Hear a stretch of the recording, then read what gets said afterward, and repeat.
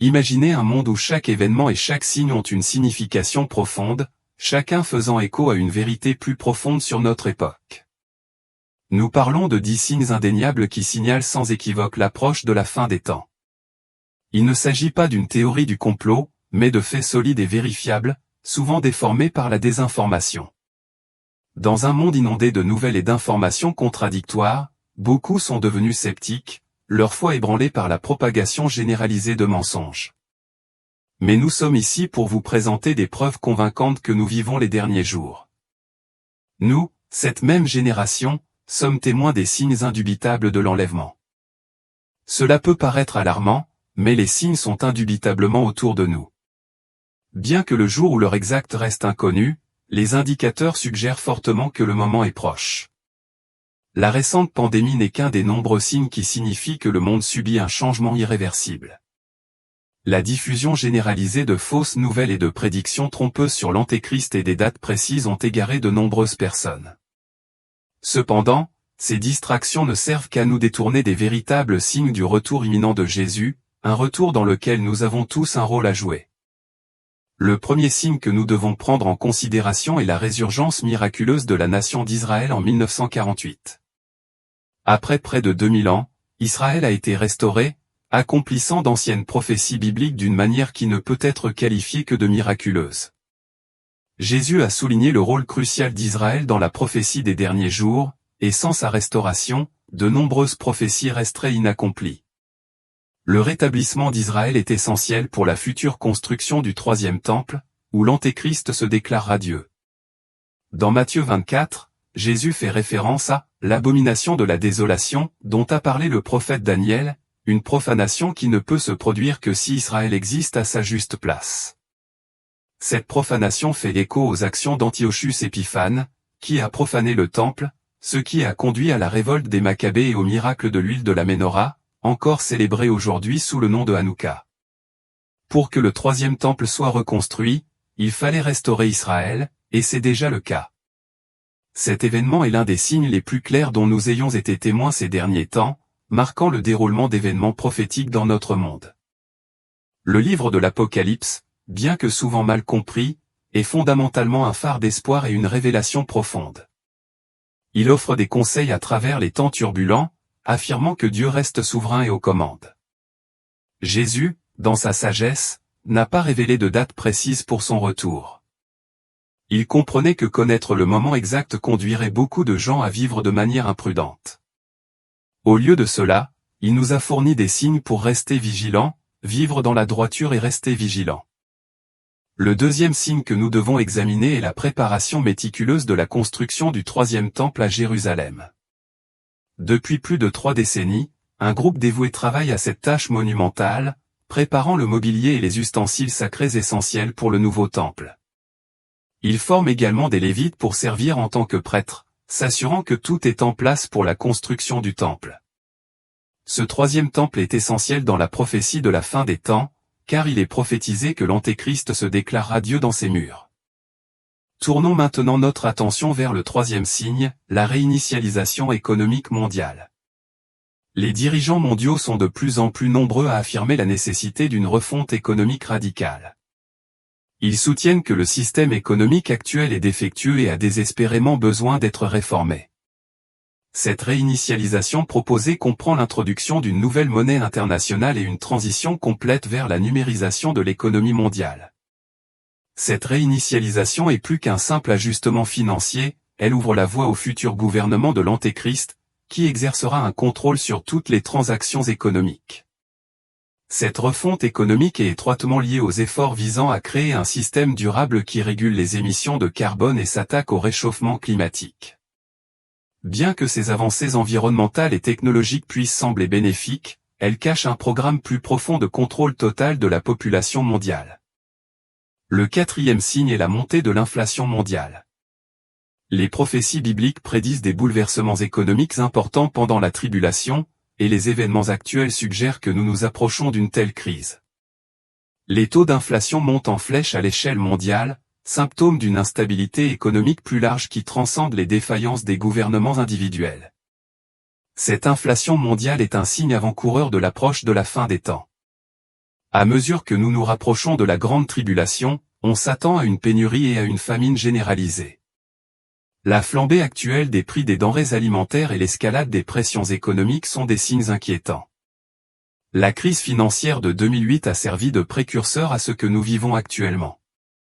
Alors que les banques centrales épuisent leurs ressources et que les nations se noient dans les dettes, nous sommes confrontés à la perspective d'un effondrement financier mondial et à l'émergence d'un nouveau système économique sous la domination de l'Antéchrist.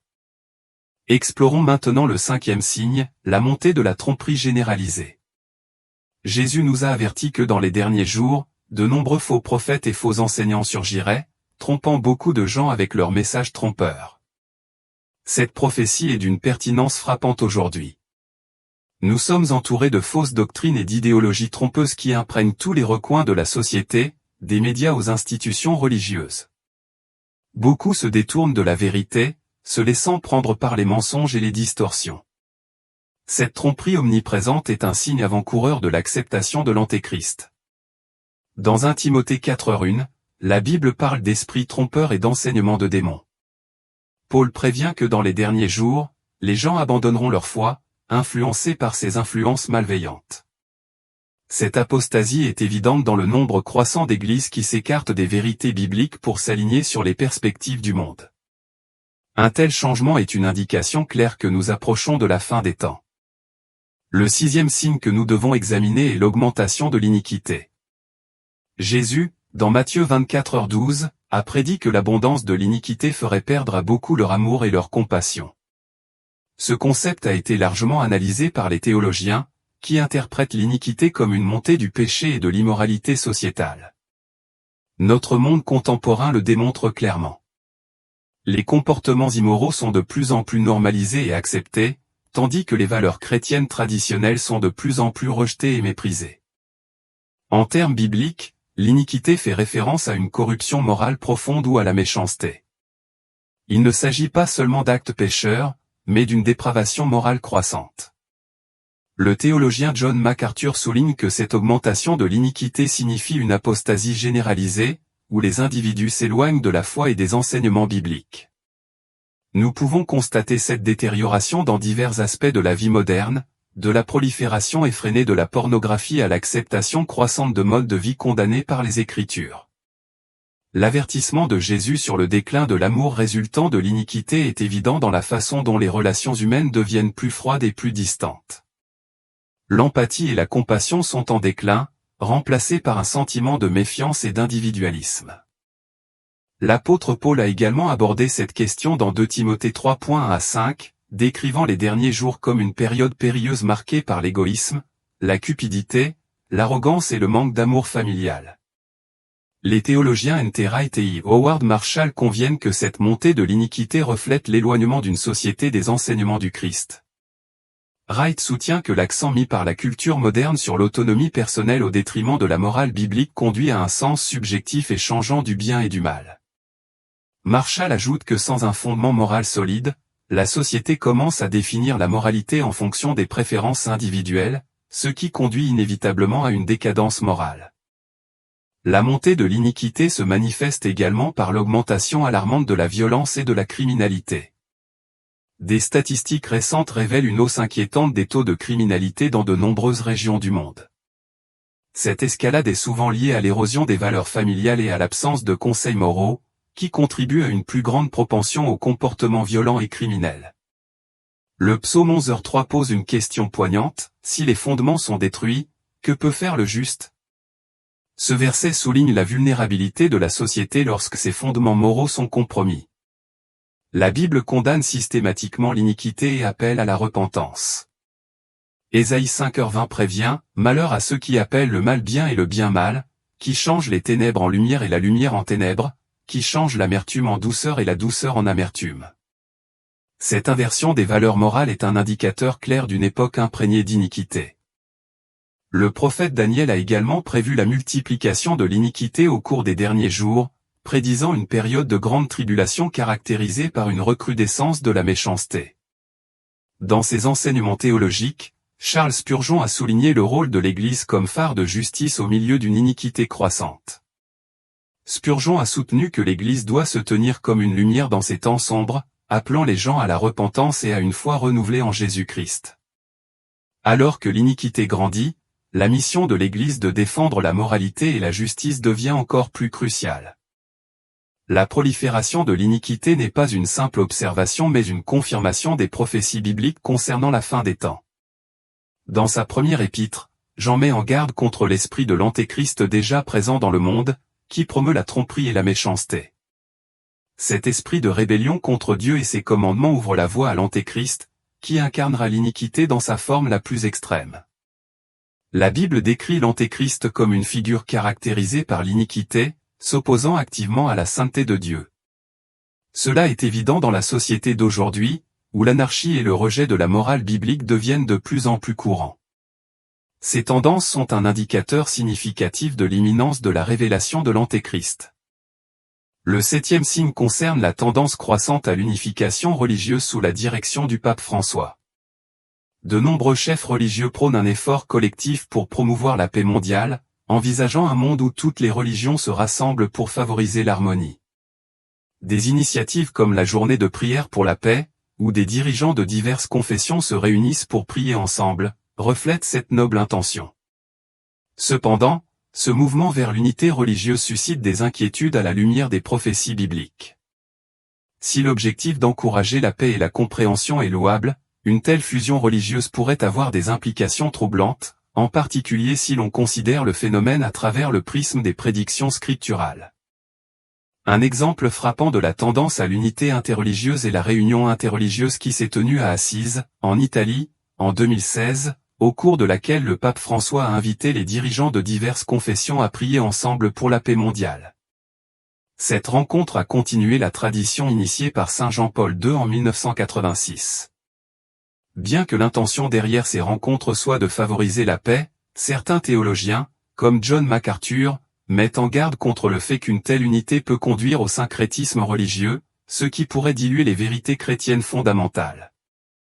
La Bible met en garde contre le mélange de doctrines qui sapent le rôle exclusif du Christ comme seul chemin vers Dieu. Dans Jean 14h6, Jésus déclare « Je suis le chemin, la vérité et la vie. Nul ne vient au Père que par moi. » On craint que la recherche de la paix et de l'unité ne compromette cette vérité essentielle. Les critiques soutiennent qu'une religion mondiale englobant toutes les croyances pourrait éventuellement devoir modifier ou ignorer cet enseignement chrétien fondamental. Le pape François défend ce qu'il appelle la « culture de la rencontre », qui promeut le dialogue et la collaboration entre les différentes religions pour s'attaquer aux problèmes mondiaux tels que la pauvreté et le changement climatique.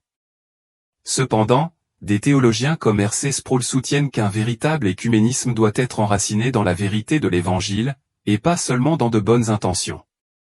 Pour certains, le mouvement vers l'unité religieuse représente une étape positive vers la paix mondiale.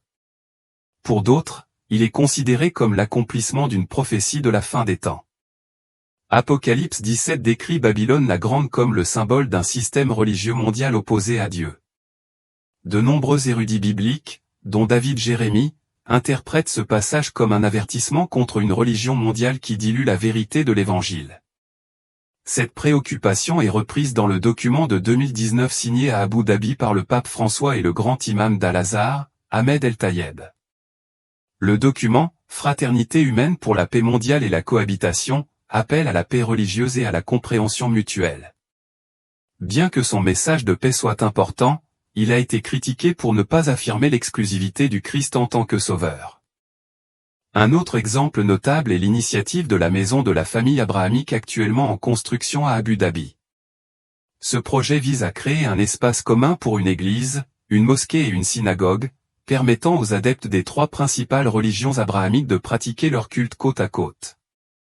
Si cette initiative favorise la coexistence pacifique, elle soulève des préoccupations théologiques quant à la préservation de l'intégrité de la foi chrétienne. Des théologiens comme Alistair McGrath soulignent l'importance du dialogue interreligieux, mais soulignent qu'il ne doit pas compromettre les vérités essentielles du christianisme. Dans son ouvrage, Christianity, en introduction, McGrath souligne la nécessité de maintenir la place centrale du Christ dans toute discussion interreligieuse, en veillant à ce que le dialogue ne dilue ni ne porte atteinte aux doctrines chrétiennes fondamentales. Le sujet de l'unité religieuse est à la fois complexe et controversé. Bien qu'il vise à favoriser la paix et la compréhension mutuelle, il pose des défis considérables aux chrétiens engagés à défendre l'intégrité de l'Évangile. La Bible met en garde contre les faux prophètes et les enseignements qui s'écartent de la vérité, comme le montre Matthieu 24h24, qui met en garde contre les dirigeants trompeurs qui pourraient égarer de nombreuses personnes. Le mouvement croissant vers l'union religieuse, en particulier sous la direction du pape François, prône la paix mondiale et le respect mutuel entre les différentes confessions. Cependant, cette poussée vers l'unité pourrait également risquer de créer une religion mondiale qui compromettrait les doctrines chrétiennes fondamentales. La Bible exhorte les croyants à rester vigilants et fidèles au Christ, même lorsque les mouvements promouvant la paix pourraient se faire au détriment de la vérité de l'Évangile. À Dubaï, un développement notable est la construction d'un complexe où une église chrétienne, une mosquée musulmane et une synagogue juive coexisteront côte à côte. Cette initiative est considérée par certains comme le précurseur d'une union religieuse plus large. Selon la prophétie biblique, l'Antéchrist exploitera de telles alliances religieuses pour tromper les nations.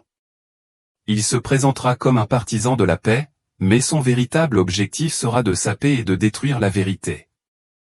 Le 8e signe que nous devons prendre en considération est la montée des moqueurs et des moqueurs de la foi. La Bible prédit que dans les derniers jours, beaucoup se moqueront de la promesse du retour de Jésus, comme l'illustre 2 Pierre 3h4, où est la promesse de son avènement ? Car depuis que les pères se sont endormis, tout demeure comme au commencement de la création. Ce verset illustre le scepticisme et le mépris qui prévalent dans de nombreux segments de la société contemporaine. La seconde venue du Christ est souvent accueillie avec doute et moquerie par ceux qui la considèrent comme une croyance dépassée. Au début du christianisme, l'anticipation du retour du Christ était un aspect fondamental de la foi.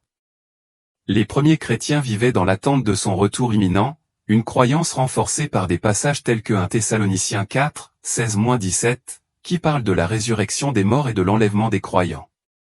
Cependant, comme le temps a passé et que le retour attendu n'a pas encore eu lieu, beaucoup ont commencé à remettre en question la validité de cette promesse. Le théologien Albert Mollet souligne que le scepticisme moderne est alimenté par la montée du sécularisme, qui rejette le surnaturel et considère le christianisme comme un anachronisme à la lumière de la modernité et des avancées scientifiques. Dans la société laïque d'aujourd'hui, la foi est souvent perçue comme une relique du passé, incompatible avec les valeurs contemporaines et le progrès scientifique. Ce changement de vision du monde a conduit à une dérision croissante des promesses bibliques, notamment de la seconde venue du Christ.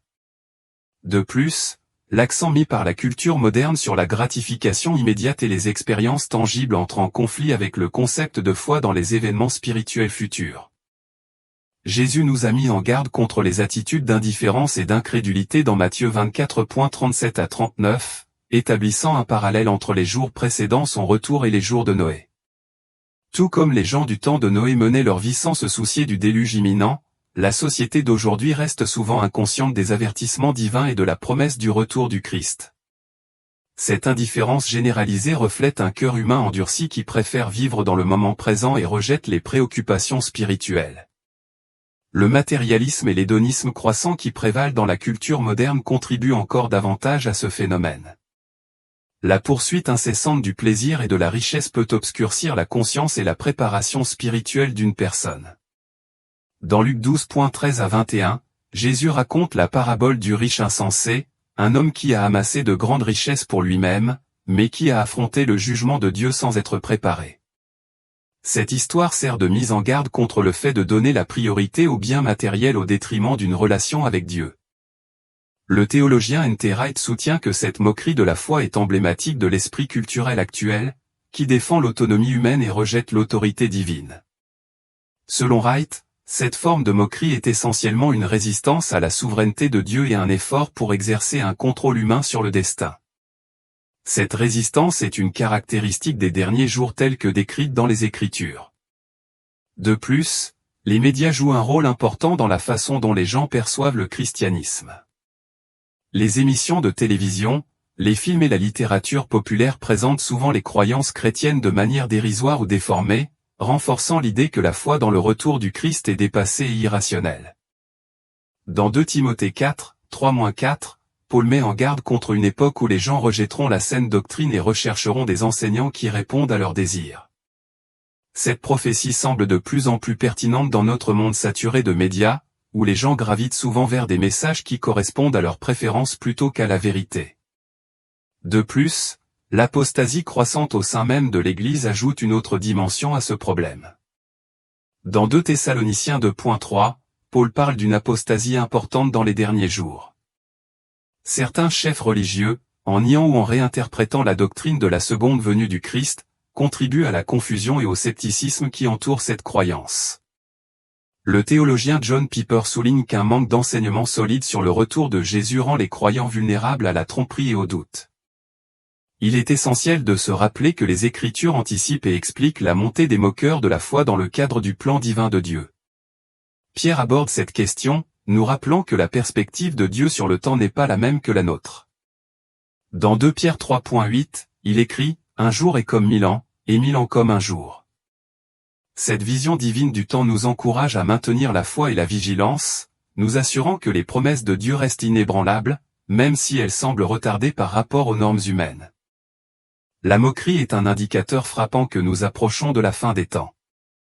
Une vague croissante de scepticisme et d'incrédulité s'est emparée de la société, de nombreuses personnes rejetant les vérités bibliques et vivant comme si Dieu n'existait pas. Cette érosion de la foi s'aligne parfaitement avec les désirs de Satan, éloigner les gens de Dieu et saper leur espoir dans le retour imminent de Jésus. Un autre signe convaincant de notre époque est le conflit imminent de Gog et Magog. Dans Ézéchiel 38, nous trouvons une vision prophétique d'une coalition de nations qui lancera une invasion contre Israël dans les derniers jours. Cette coalition comprend des acteurs clés tels que la Russie, la Turquie et l'Iran. En observant le paysage géopolitique actuel, nous voyons ces nations former des alliances qui correspondent étroitement à la prophétie d'Ézéchiel. La guerre prophétisée de Gog et Magog, prédite il y a plus de 2600 ans, semble de plus en plus pertinente à mesure que les tensions s'intensifient au Moyen-Orient, la Russie, la Turquie et l'Iran se positionnant contre Israël. Cet alignement est un signe clair et alarmant que nous approchons de la fin des temps. Le 10e et dernier signe que nous devons prendre en considération est l'avancée rapide de la technologie. Les prophéties bibliques suggèrent que dans les derniers jours, la technologie jouera un rôle crucial dans le contrôle du comportement humain. Apocalypse 13, 16-17 décrit un avenir où l'Antéchrist mettra en place un système de contrôle économique par le biais d'une marque de la bête, nécessaire à toutes les transactions financières. Ce qui semblait autrefois être un concept tiré par les cheveux est devenu de plus en plus plausible avec les progrès technologiques d'aujourd'hui. En termes bibliques, la marque de la bête symbolise une allégeance forcée au système de l'Antéchrist, où la participation économique dépend de la loyauté envers ce régime. Apocalypse 13 dresse le portrait d'un contrôle économique total que la technologie moderne pourrait permettre.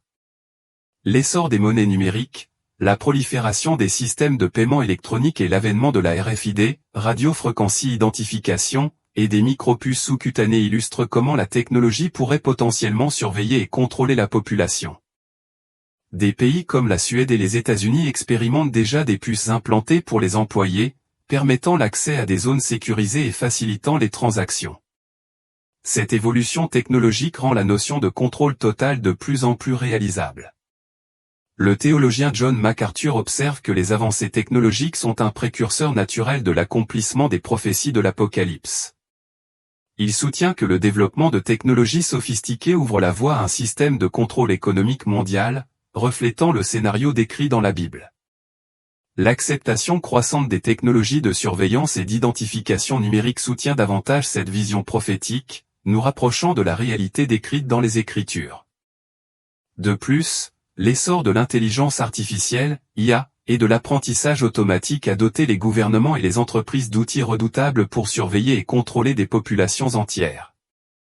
Grâce au progrès de la technologie de reconnaissance faciale, aux caméras de surveillance omniprésentes et aux analyses de données sophistiquées, ces entités peuvent suivre et enregistrer pratiquement tous les mouvements et toutes les transactions. À mesure que ces technologies gagnent en acceptation, la faisabilité de la mise en œuvre d'un système de contrôle mondial devient de plus en plus tangible. Daniel 12h4 déclare prophétiquement, plusieurs courront çà et là, et la connaissance augmentera. Ce verset est interprété par certains érudits, dont David Jérémie, comme une prédiction de la croissance exponentielle des connaissances et de la technologie dans les derniers jours. Le développement rapide de technologies innovantes souligne cette prophétie, révélant à la fois le potentiel d'avancées significatives et le risque d'un contrôle oppressif. La numérisation mondiale comprend des initiatives comme la technologie blockchain, qui, tout en étant conçue pour promouvoir la décentralisation et la transparence, enregistre également les transactions de manière immuable. Cette double nature de la technologie blockchain offre à la fois sécurité et confidentialité tout en présentant simultanément des opportunités de contrôle rigoureux.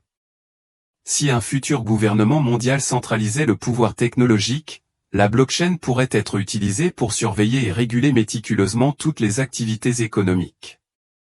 L'auteur et théologien R.C. Sproul souligne l'importance de discerner ces tendances technologiques à travers une lentille biblique. Il souligne que si les avancées technologiques offrent de nombreux avantages, elles présentent également des risques lorsqu'elles sont exercées par des dirigeants corrompus. Sproul met en garde les chrétiens contre la manière dont les développements technologiques pourraient s'aligner sur les prophéties bibliques, notant que le potentiel de la technologie pour le bien et le mal est toujours présent. En outre, les récentes avancées en biotechnologie, telles que l'édition génétique et la bio-ingénierie, introduisent de nouvelles dimensions du contrôle humain. Des technologies comme CRISPR, qui permettent une modification génétique précise, suscitent d'importantes préoccupations éthiques concernant la manipulation humaine. La convergence de ces biotechnologies avec les systèmes de contrôle numérique pourrait conduire à des niveaux de domination et d'intervention sans précédent dans les affaires humaines. Au-delà du contrôle économique et de la surveillance, l'Internet des objets, IoT, facilite encore davantage un environnement propice au contrôle total. À mesure que les appareils connectés, des appareils ménagers du quotidien aux véhicules et aux systèmes de sécurité, sont intégrés dans des réseaux complets, le potentiel de surveillance et de contrôle à distance augmente.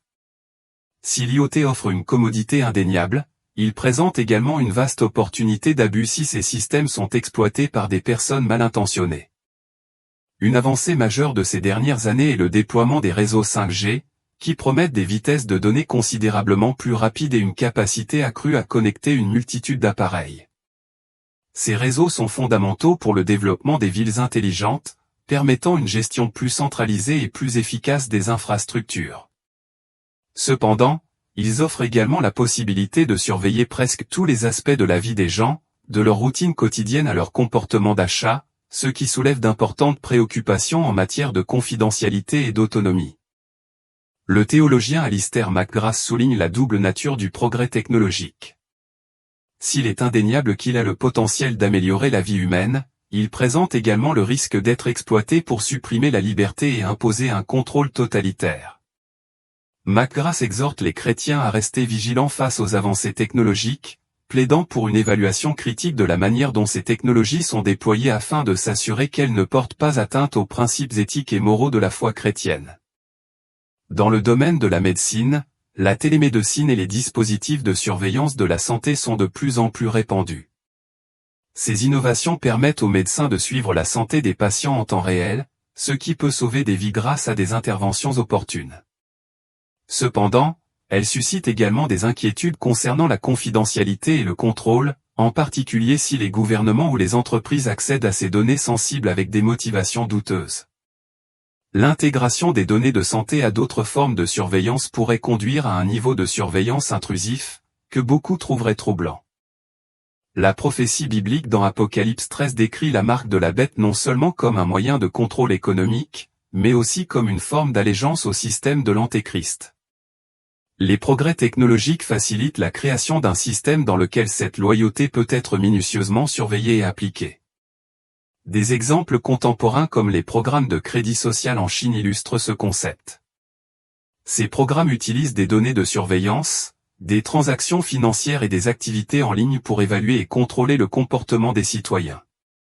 Les individus qui s'alignent sur les attentes du gouvernement sont récompensés, tandis que ceux qui s'en écartent sont sanctionnés, ce qui montre comment la technologie peut être utilisée pour exercer un contrôle et une influence sur des sociétés entières. De plus, l'évolution rapide de la biotechnologie et de l'intelligence artificielle introduit la possibilité de manipuler directement le comportement humain. Les technologies émergentes, telles que les interfaces cerveau-ordinateur, ont le potentiel d'influencer les pensées et les actions. La description de ces systèmes dans l'Apocalypse suggère qu'ils pourraient être utilisés pour renforcer la loyauté envers le régime de l'Antéchrist, reflétant un aspect effrayant de la façon dont la technologie avancée pourrait être utilisée pour contrôler et dominer davantage les individus.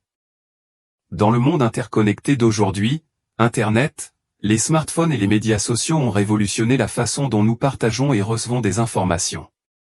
Ce qui prenait autrefois des jours pour communiquer se fait désormais en un instant. L'avènement de la 5G et d'autres technologies de pointe amplifie encore cette capacité, créant un environnement où le contrôle mondial semble de plus en plus réalisable. Chaque mouvement et chaque transaction peuvent être surveillés et réglementés, jetant les bases d'un système qui pourrait permettre à l'Antéchrist d'établir son royaume. En hébreu ancien, les nombres étaient représentés par des lettres, et la 6e lettre de l'alphabet hébreu, VAV, correspond à la lettre W de notre alphabet. Cela signifie que le nombre 60 066 peut être représenté symboliquement par www, le préfixe familier de toutes les adresses Internet. Cette corrélation incite à réfléchir sur la manière dont Internet pourrait jouer un rôle dans le contrôle mondial au cours des derniers jours. Le fondateur du Forum économique mondial a ouvertement discuté de l'avenir de la technologie, notamment de la perspective d'intégrer des puces dans le cerveau des gens. Il envisage un monde où la connectivité numérique est intégrée à l'intérieur de nous, plutôt que de simples outils externes. Cette vision reflète la préparation à la marque de la bête telle que décrite dans l'Apocalypse, où la technologie et l'identification personnelle convergent. Les crypto-monnaies et la numérisation de l'argent deviennent de plus en plus courantes, de nombreux pays développant leur propre monnaie numérique. Ce changement facilite un contrôle économique mondial plus complet. Dans un monde dominé par la monnaie numérique, la monnaie physique traditionnelle devient obsolète, ce qui peut exclure de la participation aux activités économiques ceux qui ne se conforment pas au nouveau système. Le métavers représente une autre technologie en développement rapide, un univers numérique dans lequel les gens peuvent vivre, travailler et se divertir. Les grandes entreprises investissent massivement dans le métavers, le considérant comme l'avenir de l'interaction humaine. Dans ce domaine numérique, le contrôle sur les individus devrait devenir encore plus prononcé. La récente pandémie a accéléré l'adoption de ces technologies. Les mesures de confinement et de distanciation sociale ont montré comment la technologie peut être utilisée pour surveiller et contrôler la population. L'introduction des vaccins numériques et des passeports de santé ne marque que le début d'un système de contrôle mondial plus large prévu dans un avenir proche. La Bible nous avertit de rester vigilants et préparés. Jésus nous met en garde dans Luc 21h36, « Veillez donc et priez en tout temps, afin que vous ayez la force d'échapper à toutes ces choses qui arriveront, et de paraître debout devant le Fils de l'homme. » Nous devons rester attentifs aux signes et résister aux tromperies du monde. En conclusion, rappelons-nous, Jésus revient, et les signes sont indéniables. Même si nous ne connaissons pas le jour ou l'heure exacte, nous pouvons être certains que son retour est imminent. Nous sommes appelés à vivre dans la sainteté, à partager l'Évangile et à préparer nos cœurs pour la venue du Roi. Puissions-nous être trouvés fidèles quand il arrivera et préparés pour les défis à venir. Amen. Merci d'avoir regardé cette vidéo. Si vous l'avez trouvée inspirante et informative, ne la manquez pas, abonnez-vous à notre chaîne, aimez et commentez pour soutenir notre communauté. Si vous souhaitez nous aider à continuer à partager du contenu religieux percutant, envisagez de devenir membre de la chaîne. Votre soutien fait une différence dans notre cheminement spirituel. Le lien d'adhésion se trouve dans la description ci-dessous. Continuez à explorer notre contenu sur l'histoire biblique, avec 2 vidéos recommandées à l'écran. Que Dieu vous bénisse et nous avons hâte de vous voir dans la prochaine vidéo.